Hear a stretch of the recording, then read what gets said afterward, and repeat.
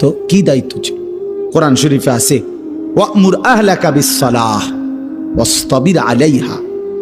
আল্লাহ তাআলা বলেন, নবী আপনাকে বলছি, প্রতিটা বান্দাকে ঈমানদার বলে দেন, হে ঈমানদার, তোমরা প্রত্যেকেই নিজ নিজ পরিবারের সদস্যদেরকে নামাজের আদেশ করো। এই যে জিম্মাদারি, আপনার দায়িত্ব কি আল্লাহ বলছে, ওয়াসতাবির আলাইহা, এবং তুমি নিজেও নামাজের উপরে মজবুত থাকো। তো বাত্তারকারী আল্লাহ বলে, লা নাসআলুকা রিজকা, তোমাদেরকে রিজিক দেওয়ার জন্য আমি তোমাদের কারো সাহায্য আমার লাগবে না।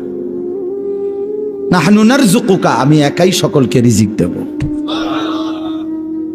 কি সুন্দর কথা। মালিক বিষয়টা আমি দেখব, ভাতের ফিকির আমি করব, রিজিকের ফিকির আমি করব, তুমি সেজদার ফিকির করো, স্ত্রী সন্তানের ইবাদতের ফিকির তুমি করো।